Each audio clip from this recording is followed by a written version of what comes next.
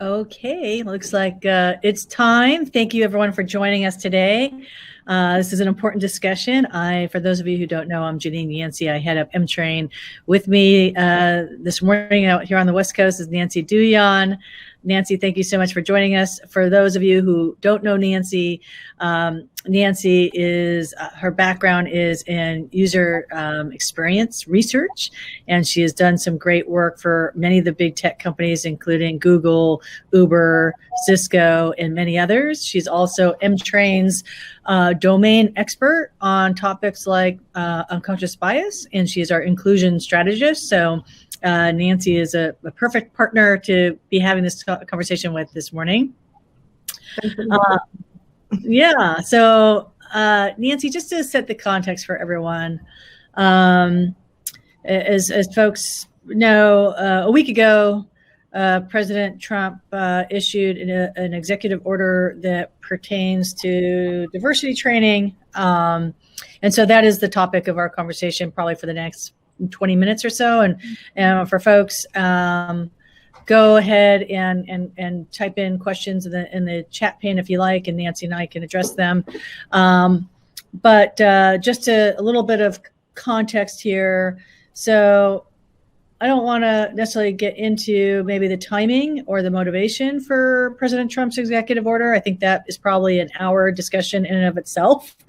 But what I would like to do is just unpack what this means for companies and for, in particular, diversity officers that are doing good work or trying to do good work within their organization. So to begin with, let's start with who is at issue.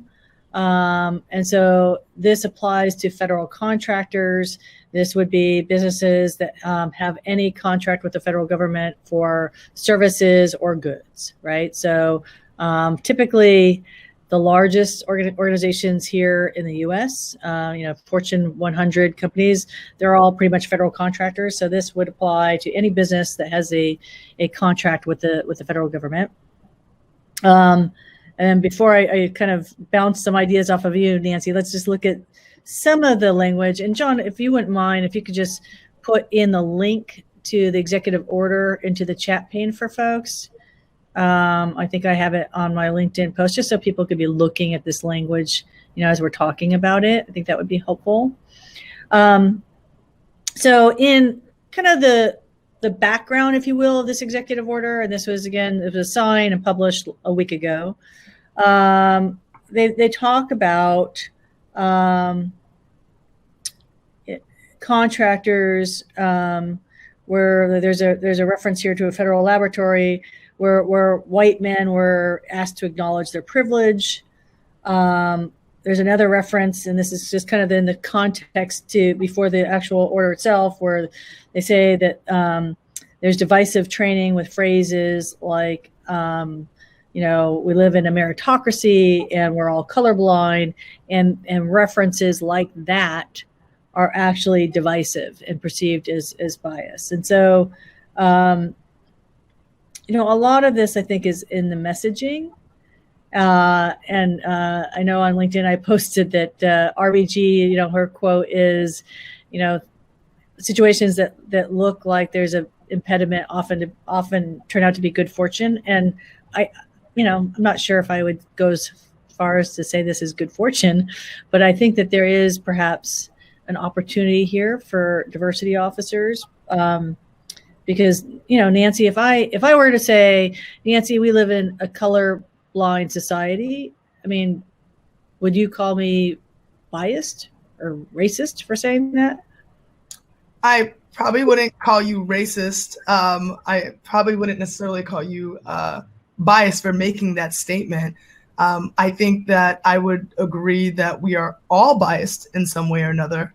I would also say, to the point where they mentioned the use of the term privilege, that we are, to an extent, many of us have privileges as well. I have privilege. So, I read the executive order a few times, and at first it was a little frustrating. But as you said, I actually started to see the actual opportunity within the lines of this, because that's not what we're talking about at all. We're not talking about one person, supposedly being so much better than the other person. We're actually trying to give exposure to experiences that people might not be aware of. And so I think that the executive order doesn't call for, I think the idea is to make it less polarizing for everyone, but I think there's a misunderstanding on what diversity and unconscious bias training is about. And so, as you said, I think there's some opportunity here to actually continue to do the good work that we're doing. Yeah, so I thank you. I mean, the way I kind of react to it, and let me just full disclaimer, when I first read it last week, and people see on my post on LinkedIn, I was fully reactive. So we're all human, and there's always an opportunity to evolve and do better. But when I took a step back and started looking at this, what jumped out at me is, all right, I think the concern is that when we're focusing on these issues, if we don't do so in a savvy way, there is an opportunity or a chance that we become very polarizing. And I think that there's a way that we can talk about privilege and we talk about unconscious bias that's not polarizing, right? And Yancey, if you've got your story about when you were at Google and you were doing workshops, and it was all about how you packaged and messaged that really kind of influenced your outcome. Can you kind of talk through that story, and then we'll go through some of the language of the order? Yeah, so I talk a lot about how a message is received, because you don't want to teach something that someone can't understand, and it makes things more difficult. And so I remember kind of learning, I did a presentation 3 times at Google when I was there. The first one was called Diversity in Design, because I'm a human factors engineer and I work on designing and working on product development. I did another one called Inclusion in Design, and I did another one called Humanizing in Design, to see what types of audiences actually showed up. And when I did a talk on diversity in design, the audiences that showed up were people that look like me, women and Black and brown people. When I did a talk on inclusion, it was what I guess I would call almost like the woke crowd, the people who are already doing their studies. A lot of Asian folks were there, still Black and brown people, lots of women. But then when I did a talk on humanizing design, it was interesting to see that a lot of white men showed up. So it's really, I think, what we're trying to do is trying to figure out, how do we create this language and talk about these things in a way that people will actually hear us and not feel attacked, right? I talk about my own privilege as the fact that I even get to be in these companies, the fact that I'm in an engineering background. I have a lot of influence, which is privilege, right? Privilege is really just about the influence that you have.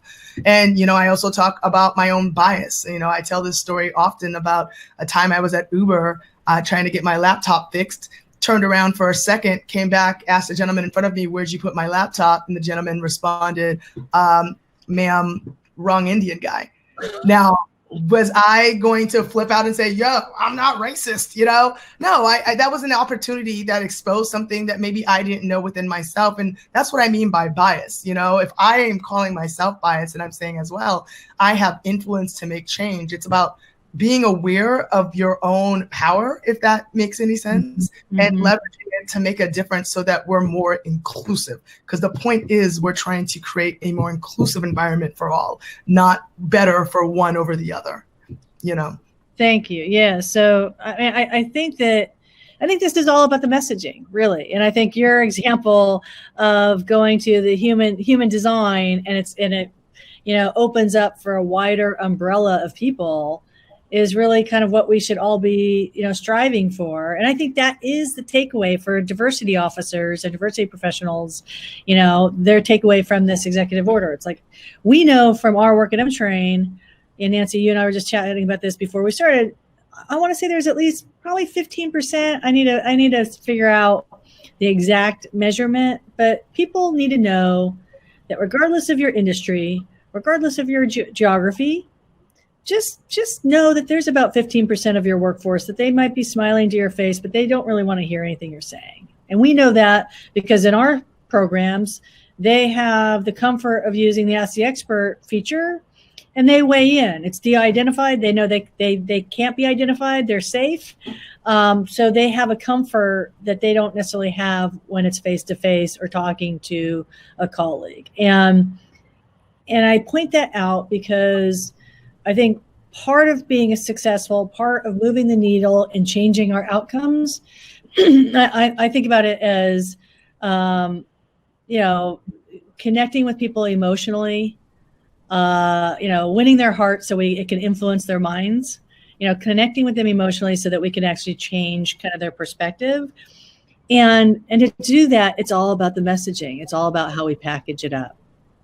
And I would hope that we're also, for the most part, creating better human beings in this world as well. I know we've talked about this a bit, and I've seen some of some data around this, but there's a lot of folks who just don't get to see the experiences of people who might be different from themselves and don't get to hear those stories as well. And so, I've always been kind of the only person that looks like me in my environment for a really long time. And I've never found that people were opposed to hearing my personal story, my personal experiences, why I may act a certain way or do certain things, or why I may not speak up in a meeting or something like that. And so I hope that there's some understanding that we are trying to give people a broader lens of this world. Yeah.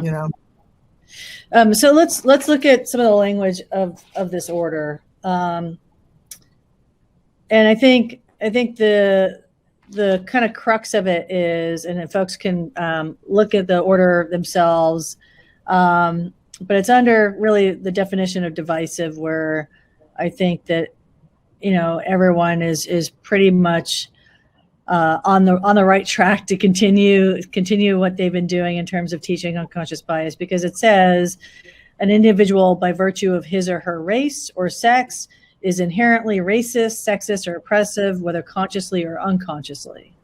So kind of the net of that is, if anyone is out there teaching that, somebody because of their race or because of their sex is racist, that's not a good thing. that would be violating this order. But I don't know, Nancy, have you ever taught that?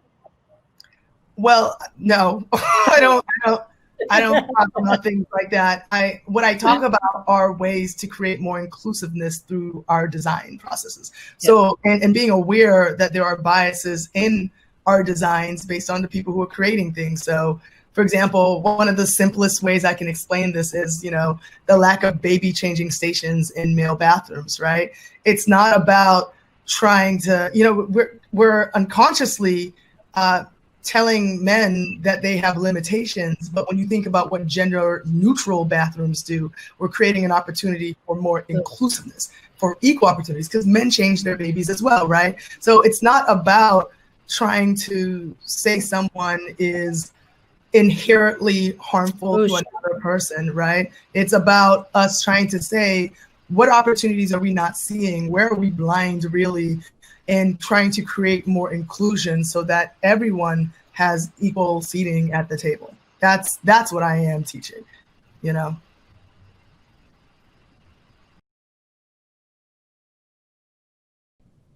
Okay, so sorry, everyone. My internet was not so good there, but I'm back. And I just wanted to close off, and Nancy, thanks for rounding this out for us. But I just wanted to close off with one other message that I wanted everyone to be aware of, is that the one part of this executive order that I do want people to be concerned about. So I don't want them to be concerned about really teaching unconscious bias, because as Nancy and I have been talking about, I don't think anyone ever teaches that only one sex or one race is guilty of unconscious bias. It's a human dynamic. It's the human experience. The one thing I do want people to be aware of and be noticing is that this executive order gives any employee the channel and the vehicle to complain to the OFCCP, the office that governs federal contract compliance, a channel to complain. So what does that mean? That means that as you are out there doing the good work that you're doing and trying to open up people's, minds and the lens, as Nancy was saying, be careful of your language, be careful about what you might say that could be triggering, because if you, kind of have some folks that they're not liking what you're saying, they now have a channel to go straight to the feds and complain about your program. So that's a chilling effect, right? And I just want everyone to be aware of that. And the way to guard against that really is to make sure that you've got a clear kind of record of your program, which everyone should have anyways, regardless of whether you're doing it live or if it's an online program, there should be a clear record of the concepts that you're teaching and how you're teaching them. So again, sorry for kind of the disruption before, but I wanted people to be aware of that. Yancey, thank you. Do you have any last parting comments for people?